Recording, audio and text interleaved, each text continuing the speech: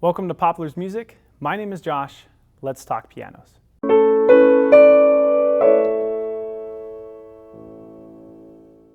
What is the best piano to start on? This is a question I get very often when families are coming in to get their kids started with lessons, when a retiree is just coming in and has been wanting to play piano their entire life, or maybe you're someone in between where you played a little bit as a kid, you took lessons for a few years, and now you want to get back to it in your 20s, 30s, 40s, however old you might be. The answer is, it depends. The correct answer is Yamaha's 9-foot concert grand, if money and space is not an issue, since it is $180,000 and would take up an entire living room. And that would be an absolute dream for any piano player. However, that is not realistic, and that is not where people start. Instead of telling you an exact piano that you should go out and start on, here are some ideas to keep in mind, some guidelines of guiding your decision so that hopefully you can narrow in and find the piano that's good for you. First off, you're going to have to settle on a digital piano, an acoustic piano, or a hybrid piano. You have to make that decision. If you have any questions on those three categories, I have made a video that you can go and explore and learn more about each category itself. The next thing you need to know, what is your goal with starting piano? Are you a parent and you have a 6-year-old child who maybe you're even a little worried that they're going to continue playing, so you're worried about spending thousands and thousands of dollars on something that maybe they don't continue with? Or perhaps on the other end of the spectrum, like I had said before, maybe you're a retiree and you really want to enjoy this experience. You're going to dive in, you're committed, and you're going to pursue piano. So you need to first figure out exactly what it is you want to get out of piano. If you are committed and you want to make this happen, and you're going to play the piano no matter what, I would recommend getting a little bit better piano and making sure that you get the best piano that your budget allows. Now, if you are a family of 4 or 5 and you have a 6-year-old, like I said, and you want to kind of just start out on the most entry-level instrument that you can, that's fine as well. So just keep in mind what your goal is at the end of the process. The next aspect is budget. Let's say you have $500 to work with, or $1,000 or $2,000. The larger your budget, the more models that are going to be available to you.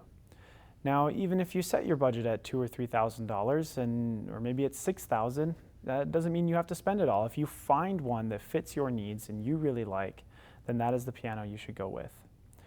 But you need to have a budget in mind, because the higher the dollar amount usually will result in a better piano. Another aspect to consider is if you are going to be moving a lot.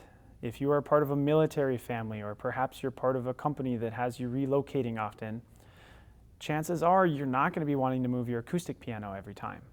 It's fine if you want to do that or if you're comfortable doing it, but we've had a lot of people move to a hybrid or a digital piano because of frequent moves. On this topic, moving a piano can come with extra cost. If you're moving a grand cabinet frequently, there's more aspects and there's more steps to moving a baby grand cabinet than there is to moving an upright or digital. So this is something to consider. Another thing to consider are step-up programs, or financing, or different options to get you the piano that you really, really want. For example, we have a trade-up program here, where if in the first 2 years you decide that you'd like to upgrade, and it's a piano that's worth twice the value of your original purchase, we will give you everything you paid for your piano. And when it comes to the different levels of quality in piano, it doesn't take a lot for you to double the price. For example, one of our most popular piano models under $1,000 is the P125. This model, with the side stand and a pedal unit, altogether runs around $900. We've had people who want to upgrade to the Clavinova series.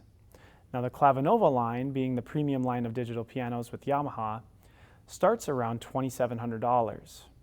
When you make that jump, it's very easy to make sure that you apply for the trade-up program, and then you are able to get the piano that you actually wanted, even if you needed time to save up. Here are some very popular digital piano options.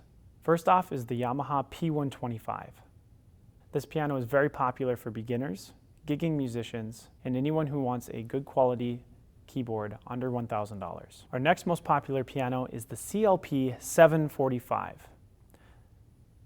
The CLP 745 has been very popular for its stylish cabinet, the upgraded action, its amazing speakers, and Bluetooth connectivity. Our most popular acoustic piano option is the Yamaha U1. This is Yamaha's flagship upright piano and is one of the most recognized acoustic pianos around the entire world. Our most popular baby grand piano is the Yamaha GC2. This piano has a 5'8" cabinet and fits wonderfully in most homes and is just an amazing instrument. I hope this video helped you and gave you a little bit of idea of maybe the items to consider when looking at pianos. Thank you so much for watching. If you have any questions, we would be more than happy to help. Please feel welcome to reach out to us at popplerspiano.com or give us a call.